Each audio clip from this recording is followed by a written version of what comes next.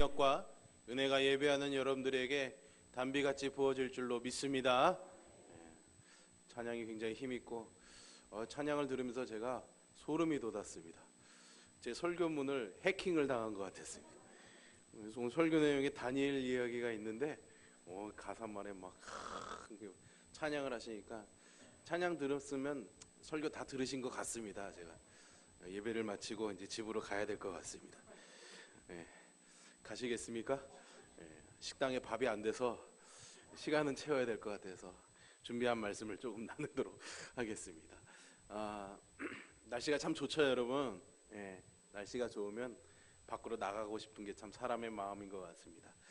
올해 또 이번 달에 연휴가 또 길어가지고 이렇게 해외로 또 여기저기로 여행 가시는 분들이 참 많았던 것 같아요.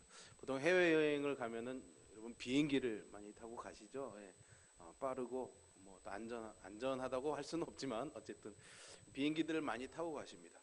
제가 언제 한번 중국 갈 일이 있었습니다. 혼자서 갈 일이 있었는데 준비를 하면서 돈이 없었던 것도 없었던 거지만 좀 색다른 방법으로 가고 싶어서 배를 타고 가기로 결정을 했습니다.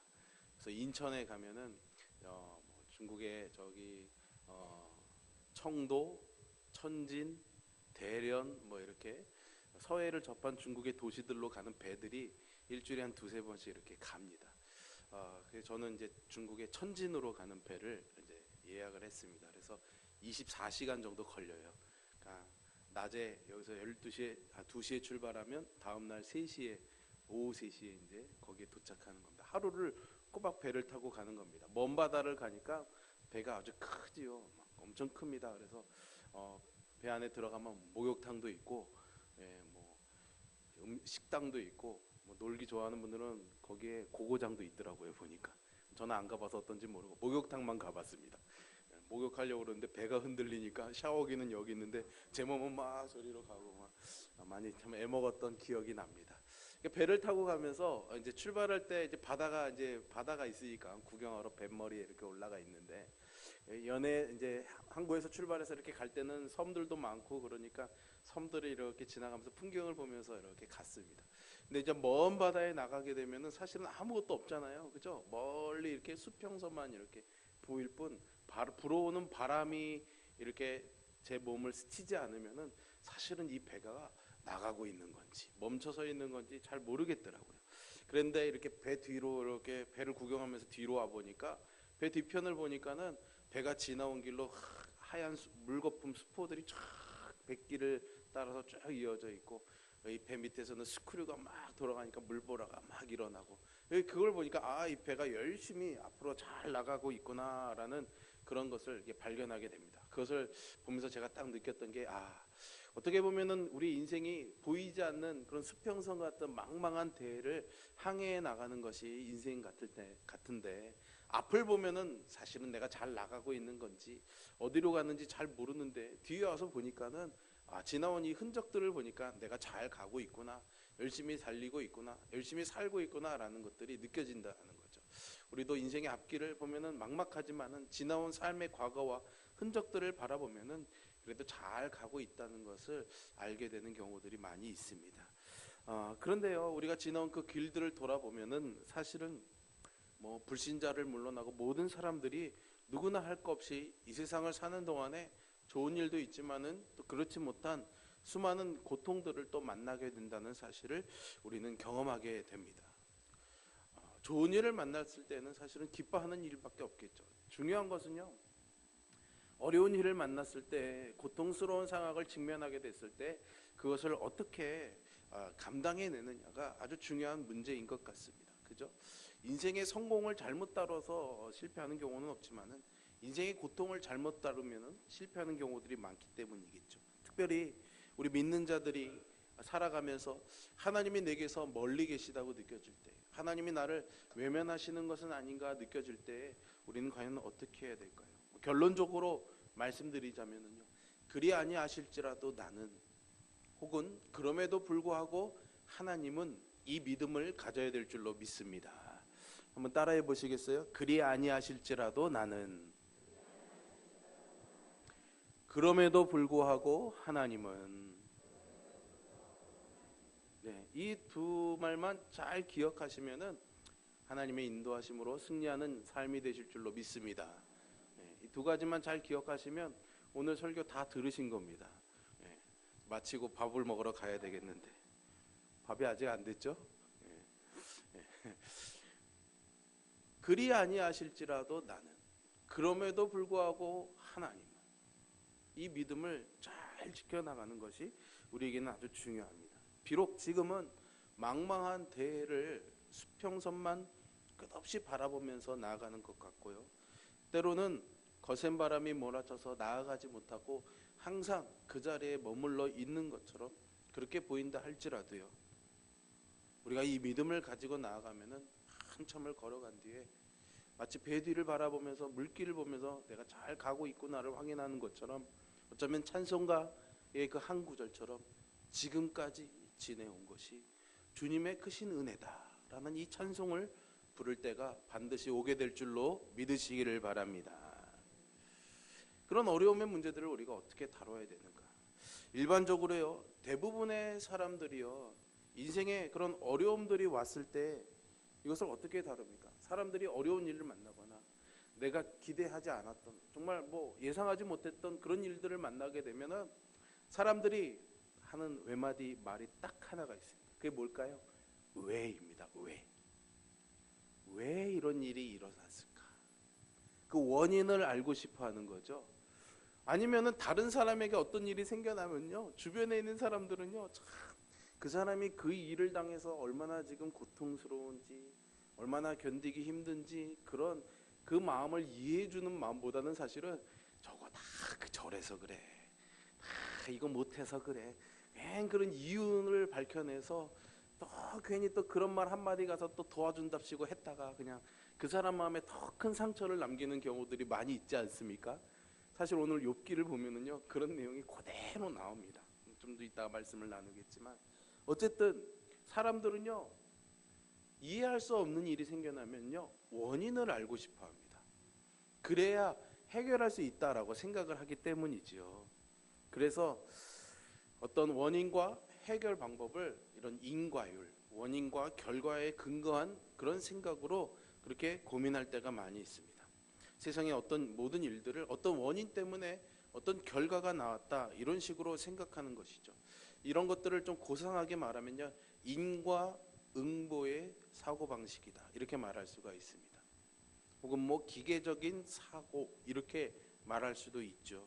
인간의 모든 일들을 원인과 결과라는 이 원리와 공식의 틀 안에 놓고 생각하게 되는 것입니다. 예를 들면은 이 마이크가 잘 나오다 갑자기 소리가 딱 안 나오는 거예요.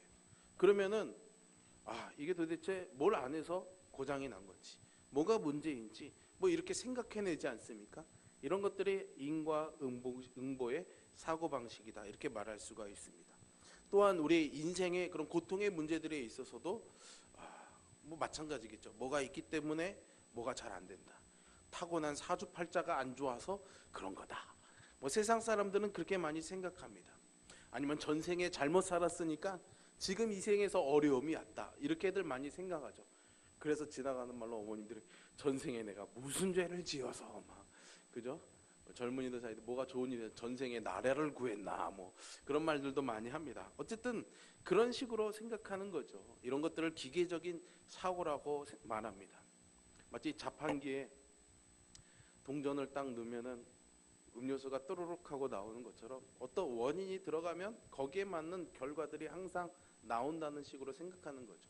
그런데요, 인생은 참 변화무쌍합니다, 여러분. 모든 일들이 이렇게 마치 자판기식으로 넣는 그대로 다 나온다면은 우리 인생의 문제들을 발견하고 해결하는 것도 사실은 그렇게 어렵지 않을 것입니다. 그런데 인생이 참 어렵습니다. 왜냐하면 그런 공식에서 벗어나는 경우들이 많이 있기 때문이거든요. 이런 공식에서 벗어나거나 일반적인 상식과 논리에 맞지 않는 결과들을 만나게 될 때 사실은 우리는 적잖이 당황을 하게 되고 어려움이 더 커질 수밖에 없죠. 그러면 성경은 우리 인생에 대해서 뭐라고 말하는가? 성경의 기본적인 사고 구조의 틀은요, 이런 인과응보식의 기계적인 구조가 아닙니다. 성경은요, 관계적인 사고를 말합니다. 즉 성경은 인간의 모든 고통과 우리 인생의 근본 문제의 원인을요, 뭐 때문에 이렇게 된다라는 이 공식 안에 넣는 것이 아니라 하나님과의 관계에 두고 있습니다. 그러니까 하나님을 떠났을 때에는 원인이 무엇이 됐든 간에 우리에게 고통이 찾아오는 것이고, 예수 그리스도를 통해서 하나님의 관계가 회복되어질 때에는 결과가 어떠하든지 간에 우리는 그 안에서 참된 행복을 누릴 수 있게 되는 줄로 믿으시기를 바랍니다. 이게 하나님과의 관계 안에서의 사고방식입니다. 그렇기 때문에요, 때로는 내가 기대했던 그런 당연한 결과가 나오지 않는다고 할지라도, 때로는 정말 납득이 되지 않는 그런 원인 가운데 일들이 일어난다 할지라도, 사실은 그것이 하나님이 기뻐하시는 일이고 하나님이 계획하신 일이라는 믿음을 가지고 있다면은 그것을 기꺼이 선택하고 받아들이는 것이 바로 우리의 신앙이요 믿음이다, 이렇게 말할 수 있는 것이죠. 다니엘과 그의 세 친구들이 그런 신앙을 가졌습니다. 그래서 다니엘의 세 친구가 그리 아니하실지라도 라의 고백을 할 수가 있었던 것이죠. 아시다시피 여러분, 모르시는 분들을 위해서 간략하게 설명을 드리면, 다니엘과 그의 세 친구들이 바벨론이라는 나라의 포로로 잡혀갔습니다. 우리가 일제강점기에 나라를 잃어버린 것처럼 유다 민족이 바벨론의 침략을 받아서 나라를 잃어버렸습니다. 나라가 망해버렸어요. 그리고 젊은이들과 백성들이 바벨론으로 포로로 잡혀가게 됩니다. 그리고 그 젊은이들 중에 괜찮은 청년들을 왕궁에서 선발해서 바벨론식으로 교육해서 바벨론화 만들어가는 겁니다. 이방 민족들. 거기에 다니엘과 이 세 친구들이 뽑혀 들어갔습니다. 하나님의 백성이 그 정체성을 잃어버릴 위기에 처하게 된 것이죠. 다행히도 그 안에서 다니엘과 이 세 친구들은 믿음을 잘 지켰고요, 특별히 다니엘이 당시의 왕이었던 느부갓네살 왕의 꿈을 잘 해석해서 그 지혜로움을 보고 이 왕이 다니엘을 총리의 자리에 앉게 합니다. 그리고 다니엘의 조언을 받아들여서 그의 친구들도 지방의 일들을 맡는 관리로 이렇게 뽑혀가게 되죠. 포로로 잡혀온 젊은이들이 아주 잘된 케이스가 되었습니다. 하나님이 도우심을 우리는 믿습니다. 그런데 여기에서 예기치 못한 일이 또 하나 일어나게 됩니다. 정복전쟁에서 승승장구하던 이 느부갓네살 왕이 자기의 그 승리감에 도취가 되었어요. 야, 나만한 왕이 없지. 주변에서도 막 부추겼겠죠. 왕 같은 분이 없습니다. 그러다 보니까 이 느부갓네살 왕이 금신상을 만들었습니다. 자기를 상징하는 금신상을 만들어 놓고 거기에 누구든지 다 와서 절해야 된다라고 명령을 내리게 되죠. 누구든지 절을 하지 않으면은 맹렬히 타는 저 풀무불에 던져 넣어버리겠다라고 엄중히 경고까지 하게 됩니다. 다니엘과 세 친구들은 이 왕의 명령을 듣지 않습니다. 절하지 않지요. 하나님을 따르는 사람들이었으니까요. 이 다니엘과 친구들의 승승장구를 질투하던 이 왕의 신하들이 그것을 목도하고 왕에게 고발을 하게 됩니다. 그래서 이 세 친구들이 잡혀오게 되죠. 그러면서 이들에게 신상에 절하라는 이 왕의 명령 앞에서 이 친구들이 말하기를 하나님이 우리를 구원해 주실 것입니다. 설령 그렇게 되지 않는다고 할지라도 그것이 하나님의 뜻이라면 우리는 순종할 것이니 절대 우리가 이 신상에 절하는 일은 없을 것이며 우리가 왕의 명령에 따를 수도 없습니다 라고 이렇게 말하면서 자신들의 신앙을 포기하지 않았죠. 뭔가 좀 잘 돼가는 상황 가운데서 뭔가 하나님이 자기들을 인도하신다는 그런 인도하심이 보였는데 그것이 꺾이게 되고 죽을 위기에 처하게 된 것입니다. 이 다니엘의 세 친구들이 결국에는 이 명령을 거부함으로 풀무불에 던져지게 됩니다. 풀무불에 던져지는 과정에서 다른 병사들이 같이 들어와서 죽게 되기도 해요. 그런데 놀랍게도 하나님이 천사들을 보내주셔서 이 세 친구를 풀무 가운데서 지켜주시고 살아나게 하셨습니다. 할렐루야. 하나님은 우리 인생의 그런 풀무 같은 고통 속에서도 우리를 지켜주시는 줄 믿으시기를 바랍니다. 풀무불에 던져지면 죽는 것이 상식입니다. 왕의 명령을 거절했으니까 죽어야 되는 것이 당연한 원리이고 그게 인과응보의 법칙입니다. 그런데 그들은 죽지 않았죠. 하나님은 그 법칙을 깨뜨리고 다니엘의 세 친구들을 구원해 주셨습니다. 따라서 우리가 어떤 일의 결과에 대해서 혹은 어떤 일을 시작하기 전에 우리들이 가져야 될 태도가 무엇인지를 우리는 여기서 배울 수가 있습니다. 가장 우선적으로 하나님과의 관계에 집중하는 것이죠. 포로로 잡혀왔고 또 그 중에서 요행이 잘 돼서 관리가 되는 행운도 누렸고, 그러나 그 행운도 잠시 또 죽을 위기에 처했지만 여러 가지 상황이 정말 너무나 드라마틱하게 바뀌고 있는 이 상황 가운데서 이 다니엘의 세 친구들이 놓치지 않고 있던 단 한 가지는 바로 하나님을 향한 믿음이었습니다. 잘 되든 못 되든 살든 죽든 그들이 놓치지 않고 있던 것은 하나님과의 관계요 믿음이었던 것이죠. 우리도 이러한 자세, 이러한 믿음을 가져야 될 줄로 믿습니다. 왜 우리가 이런 자세를 가져야 되느냐? 하나님과 우리와의 관계는 아버지와 아들의 관계이기 때문입니다. 이 아버지와 아들, 하나님이 우리의 아버지가 되시고 우리는 그분의 자녀가 된다는 것은 하나님과 우리와의 관계가 이런 인과응보식의 기계적인 관계가 아니라는 것을 아주 잘 표현해주는 말입니다. 세상 사람들은 인과응보식의 관계를 맺어갑니다. 그죠? 나를 위해서 열심히 일해주면 월급을 주는 거죠.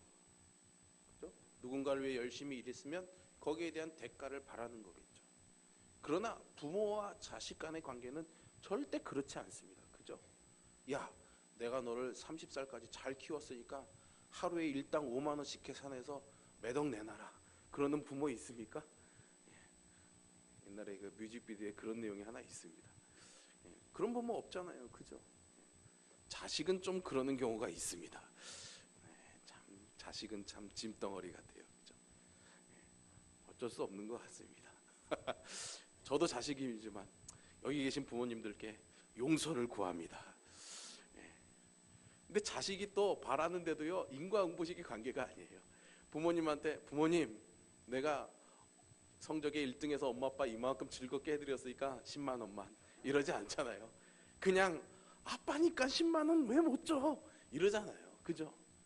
조금 불편하긴 하지만 부모와 자녀의 관계이기 때문에 그렇게 할 수 있는 겁니다. 그런데 여러분, 우리 신앙도 마찬가지입니다. 불신자들이나 다른 종교에서는요, 이런 은과응보식의 관계가 있습니다. 전능한 신, 그리고 그 안에 있는 우리들. 그렇기 때문에 뭔가 신에게 잘 해야지만 복을 받을 수 있는 것, 신에게 뭔가를 잘 못하면은 벌 받는 것, 오직 이것만 있습니다. 물론 우리 기독교 신앙에도 하나님의 말씀을 잘 따르면 하나님 우리 인생에 복을 주시고, 말씀을 지키지 않으면은 하나님이 저주하시고 심판하신다는 사실은 분명히 존재합니다. 하지만 그 가운데 꼭 한 가지, 부모와 자녀의 관계가 있는 거예요. 잘못했으면 벌 주는데 잘못했다고 회개하면 용서해 주시는 거죠. 심지어는 우리가 용서를 구하지 못할 때도 이미 하나님은 부모로서 우리를 용서해 주시기로 마음먹고 계십니다. 그게 바로 십자가입니다. 우리의 죄를 용서해 주겠노라, 당신의 아들 예수 그리스도를 십자가에 못 박게 하신 것이죠. 그러나 세상의 다른 종교들과 다른 사람들과의 관계에서는 이런 관계, 인격적인 관계들을 찾을 수가 없습니다. 그들에게는 오직 원리와 법칙만이 존재하고 있을 뿐이지요. 그러나 하나님은 우리를 당신의 형상으로 지으셨고, 또 당신 예수 그리스도를 영접한 모든 사람들을 하나님의 자녀로 받아주시겠다고 인정해 주시지 않습니까? 그렇기 때문에 우리는 내가 기대한 결과에 못 미쳐도, 또는 그것이 못 미칠 가능성이 있다 할지라도 아버지이신 주님을 부인할 수가 없는 것이죠.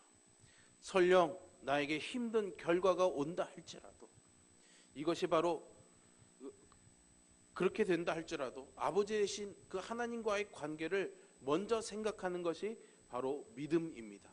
이것이 바로 그리 아니하실지라도 나는, 그럼에도 불구하고 하나님의 믿음인 줄로 믿습니다. 그러면 여기서 우리가 하나 더 생각해 볼 것이 있습니다.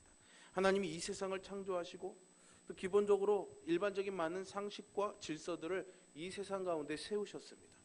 그럼에도 불구하고 하나님이 이런 상식까지 깨시면서 의외의 힘든 상황들을 내게 허락하셨다면은 왜 그렇게 하시는 걸까요, 여러분? 열심히 일했으니까 잘 돼야 되죠. 수고했으니까 대가를 받아야 되는데 그렇지 않는다면 왜 그렇게 하시는 걸까요? 그것은 말할 것도 없이 주님의 특별한 계획이 있기 때문입니다. 만약 하나님께서 친히 세우신 일반적인 질서들이 있죠. 열심히 노력하면 잘 사는 것, 열심히 공부하면 성적이 오르는 것 등입니다. 이런 것들을 깨면서까지 나에게 생각하지 않은 그런 결과들을 주셨다면 거기에는 또 다른 특별하신 하나님의 뜻이 있는 줄 믿으시기를 바랍니다. 하나님은 언제나 우리의 아버지가 되시기 때문에 자녀인 우리들이 잘 되기를 원하고 계심을 여러분 의심하지 마시기 바랍니다. 성경에 나타난 아브라함이라든가 요셉이라든가 다니엘이라든가 오늘 본문의 주인공인 욥과 같은 수많은 믿음의 선배들을 보십시오. 그들이 이러한 믿음들을 가지고 살았습니다. 아까 찬양에도 나왔지만 다니엘도 그랬어요. 다니엘서 6장에 보시면 다니엘이 다른 신에게 경배하면은 사자굴에 던져질 것이라는 왕의 조서에 어인이 찍힌 것을 알고 있었습니다. 즉 왕의 명령으로 바벨론의 신 외에는 다른 것들을 경배하지 말라고 명령이 내려왔어요. 그럼에도 불구하고 다니엘은 그 전에 행하던 대로 하루에 3번씩 예루살렘을 향해서 무릎을 꿇고 기도했죠. 그것도 감사의 기도를 드렸습니다. 다니엘에게서 항상 중요했던 것은 자기의 생명을 부지하는 것이 아니라, 자기의 생명을 어떻게든 지키는 것이 아니라 하나님과의 관계였기 때문이죠. 여러분 다니엘이 이때 몇 살이었는지 아십니까? 사자굴에 들어갈 때 82살에서 86살 정도 됐다고 대략 계산해 보면 나옵니다. 왜냐하면 다니엘이 바벨론의 포로로 잡혀갔잖아요. 그러면서 왕이 또 바뀌고 바벨론이 멸망하고 메대라는 나라가 다시 세워집니다. 그러면서 거기서 다윗이 정권이 바뀌는데도 총리로 살아남아서 계속 있었던 거예요. 세월이 그만큼 흐른 거죠. 시간이 80살이었습니다. 여러분. 청년이 아니고 아이가 아니었어요. 예, 성경 이야기에 나오는 그림은 조금 시대를 넘어선 그림입니다. 실제로는 80살이 진짜 넘었습니다. 여러분 젊다면은요, 젊음은 잃을 게 없으니까 믿음에 있어서도 불같습니다. 풀무불에 들어가는 것, 사자굴에 들어가는 것 당연히 두려워하지 않을 수 있죠. 그런데요, 사실은 나이가 먹으면 사람이요 정말 과자 덩어리 하나 떨어지는 것으로도 불안해하는 게 사람 마음 아니겠습니까? 지나온 세월의 연륜에 쌓인 것이 많기 때문에 잃을 것도 많아서 두려움이 더 커집니다. 사실은 왕이 바뀌고 나라가 바뀌면서도 여전히 총리 자리를 지키고 있던 다니엘도 사실은 사자굴에 던져지는 것이 결코 쉽지는 않았을 겁니다. 그러나 그 나이에도 불구하고 다니엘은 자신의 생명보다 하나님과의 관계, 하나님을 향한 믿음을 붙잡을 수가 있었던 것이죠.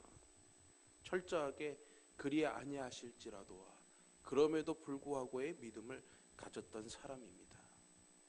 오늘 욥도 마찬가지입니다. 여러분, 욥기 1장에 따르면 욥은 순전하고 정직하여서 하나님을 경외하며 악에서 떠난 사람이었다, 의인이었다라고 증거하고 있습니다. 매우 부자였고요, 10명의 자녀를 둔 다복한 가장이었습니다. 욥은 이것이 자기의 인생의 전부인 줄 알았습니다. 하지만 그의 가정에 폭풍이 몰아쳐 오게 됩니다. 하루아침에 자녀와 재산을 다 잃어버리게 되죠. 몸에는 병이 오게 됩니다. 그걸 보면서 아내는 욥을 저주하면서 도망가 버립니다. 그 마음이 어땠을까요, 여러분? 얼마나 참담하고 어려웠을까요, 여러분? 감기 하나만 걸려서 콜록콜록 고생을 해도 몸이 힘들고 마음이 힘들고 힘든데, 몸에 병이 오고 재산도 잃어버리고 자녀도 죽고 아내도 도망가 버린 이 상황 가운데 욥이 할 수 있는 게 뭐가 있을까요? 이런 욥에게 친구들이 찾아옵니다. 안타까웠죠. 돕고 싶었습니다. 그런데 친구들은요, 하나님과의 관계보다 세상의 법칙에 따라서 욥의 상황을 이해했습니다. 그게 뭡니까? 너 분명히 하나님 앞에 잘못한 거 있으니까, 뭔가 죄 지은 게 있으니까 하나님이 너 이렇게 징계하시고 저주하시는 거다. 빨리 회개해라. 욥의 입장에서는 자기는 그런 게 없는 거예요. 인과응보의 관계를 깨버리신 하나님을 바라볼 수 있는 기회가 온 것이죠. 욥의 인생은 마치 끝나버린 것 같았습니다. 하지만 욥은 그 인과응보의 법칙을 깨뜨려 버리고 자기의 삶에서 일하고 계신 그 하나님을 바라보면서 믿음의 고백을 남긴 것입니다. 오늘 본문의 욥의 고백이 바로 그 고백인 것입니다. 어려운 일이 찾아온 상식과 원인, 그리고 그 결과, 이런 모든 것들을 뛰어넘는 사건이 자기에게 왔을 때 원인 모를 이 고통 앞에서 욥이 이렇게 고백하죠. 나의 가는 길을 그가 아시나니 그가 나를 단련하신 후에는 내가 순금같이 되어 나오리라. 아멘. 여러분 같이 한번 말씀을 읽어볼까요? 함께 있습니다. 그러나 내가 가는 길을 그가 아시나니 그가 나를 단련하신 후에는 내가 순금같이 되어 나오리라. 아멘. 최소한 지금 욥은 자신이 왜 그런 고난을 받고 있는지 전혀 알 수가 없었습니다. 이해가 되지 않았죠. 그러나 그 시점에서 그가 분명히 믿고 있는 것이 있었습니다. 그게 무엇입니까? 나는 몰라도 나의 가는 길을 확실히 아시는 분이 있다. 그리고 그분이 나를 순금같이, 정말 불순물이 없는 아주 정결한 정금같이 나를 만들기 위해서 나를 지금 단련하고 계시는 분이 있는데 그분이 바로 하나님이시다. 그분이 바로 하나님이시다. 내가 죄를 지었기 때문도 아니고 우리 아이들이 죄를 지었기 때문도 아니고 내 아내가 나를 사랑하지 않기 때문도 아니고 내가 뭘 잘못했기 때문도 아니고 시대가 악하기 때문도 아니고 나의 길을 아시는 그분이 계신데 그분이 나를 단련하시기 위해서 이 일을 내게 펼쳐놓고 계시는구나. 그래서 지금의 고난은 내가 더 정결해지기 위한 그런 고난의 시간임을 욥은 고백하고 있었던 것이죠. 욥을 비롯한 수많은 믿음의 선배들이 한결같이 이렇게 하나님이 멀리 계시다고 그렇게 느껴질 때에도 하나님과의 관계에 그분이 계시다, 그분이 일을 하신다, 이 믿음으로 승리한 줄로 믿습니다. 이것이 바로 오늘 이 시간 하나님이 저와 우리에게 원하시는 모습입니다. 마지막으로 한 목사님의 이야기를 좀 나누고 말씀을 정리하려고 합니다. 지난 8월에요. 북한 관련된 소식에 한 목사님이 등장하셨습니다. 그분의 이름은 임현수 목사님입니다. 여러분 혹시 들어보신 적이 있습니까? 이분은 원래 캐나다 국적을 갖고 계시면서 캐나다에서 목회를 하고 계신 분입니다. 10여 년 전에 동료 목사님들이 북한을 방문할 때 누가 못 간다고 자리가 빵꾸가 났대요. 그래서 옆에 가까운 친구 목사님이 여기 자리 하나 비었으니까 너도 같이 가자 그래가지고 얼떨결에 따라갔는데 가서 보니까 북한에 사는 사람들, 주민들의 모습이 너무 처참한 거예요. 그때 여러분 북한의 상황이 고난의 행군할 때였습니다. 여러분 막 옛날에 뉴스에 막 꽃제비 나오고 막 그런 뉴스 기억나시죠? 정말 초근목피하던 고통스러운 시기를 지날 때 가서 보니까 이 사람들의 상황이 너무나 처참한 거예요. 그래서 그때부터 1996년부터 북한을 오가면서 아이들을 또 주민들을 돕기 위한 그런 인도적인 사업들을 이렇게 계속 펼쳐왔습니다. 그래서 고아원도 만들고 양로원도 설립하면서 북한과 캐나다를 비행기를 타고 한 150여 회를 오가면서 이 일을 10여 년 동안 해오셨어요. 그러다가 재작년 2015년에 1월 달에 나진을 방문했다 평양에 들어왔을 때 갑작스럽게 북한의 공화원들이 찾아와서 자기를 체포해 갔어요. 영문도 모르고 잡혀갔다 감옥살이를 했더니 12월 달에 이 목사님에게 내려진 죄가 국가 전복 기도죄래요. 그러면서 원래는 사형이 내려졌다가 감형이 돼서 무기 교화 노동형이 내려졌습니다. 그러면서 억류 생활을 시작하게 된 거죠. 캐나다 당국이 나서고 막 반기문 유엔 사무총장이 당시에 이를 위해서 막 성명서를 내고 그랬는데도 아무 소용이 없었어요. 그 고통스러운 억류 생활이 이어질 뿐이었습니다. 그게 2년 6개월 동안 이어졌습니다.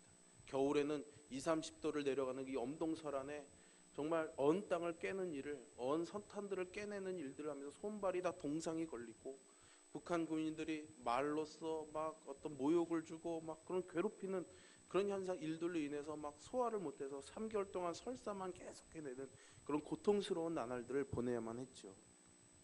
그렇게 중노동을 하면서 너무 힘들 때 하나님 도대체 나를 여기에 언제까지 두실 겁니까? 그렇게 기도하는데 하나님이 목사님에게 주신 말씀이 바로 오늘 본문인 욥기 23장 10절의 말씀을 주셨다는 거예요. 네가 가는 길은 내가 한다. 그러고 더 기도했더니 하박국서의 말씀을 통해서 비록 더딜지라도 기다리라 이 말씀을 주셨다는 겁니다. 그래서 나중에는 그 모든 것들을 하나님께 맡기고 하나님께서 정하신 최선의 시간에 석방시켜 주실 것을 믿고 기다렸다고 합니다. 물론 기다림의 시간이 그렇게 쉽지는 않았지만은 어떤 인간적인 방법을 통해서도 이 목사님이 석방될 수가 없었는데 하나님께서 움직이셨을 때 불가능해 보이던 이 석방이 가능해진 것이죠. 그래서 지난달에 한국에 나오셔가지고 저 성남에 있는 선한목자교회에서 1시간 동안 말씀 전하시면서 간증하신 동영상을 제가 본 기억이 있습니다. 여러분들도 관심 있으시면 임현수 목사님 검색하시면 동영상을 보실 수가 있어요. 참 가슴이 참 뜨거워지더라고요. 사랑하는 성도 여러분, 우리에게 믿음이 무엇입니까? 히브리서 11장 1절의 말씀, 믿음은 바라는 것들의 실상이요 보지 못하는 것들의 증거니라. 이게 무슨 말입니까? 믿음이라는 것이 아직 이루어지지는 않았지만 이루어진 것처럼 바라보는 것인 줄로 믿습니다. 그러면 뭘 믿고 바라는가? 내가 기대한 것이 이루어질 것이다 라고 믿는 것이 아니라 그렇게 이루어 주실 하나님을 믿는 것입니다. 이것이 바로 믿음이지요. 사랑하는 성도 여러분, 사랑의 하나님께서 지금도 우리를 푸른 초장과 맑은 시내로 인도해 주시는 줄로 믿습니다. 그 여정에는 사망의 음침한 골짜기 같은 곳도 있는 거예요. 그런 상황 가운데 들었을 때 세상 사람들이 생각하는 것처럼 뭐 때문일까? 뭐 때문에 이런 결과가 나왔을까? 그런 고민에 사로잡히지 마시고 그리 아니하실지라도 나는 그럼에도 불구하고 하나님 바로 이 믿음을 갖고 하나님과의 관계 가운데 나가는 저와 여러분이 되기를 간절히 소망합니다. 그 앞에 나갈 때 회개할 것이 있다면 회개해야 하고 약해진 부분이 있다면 회복해야 하겠죠. 그래서 이 믿음으로 승리할 수 있기를 바랍니다. 하나님이 여러분과 함께 하실 것입니다. 기도하겠습니다.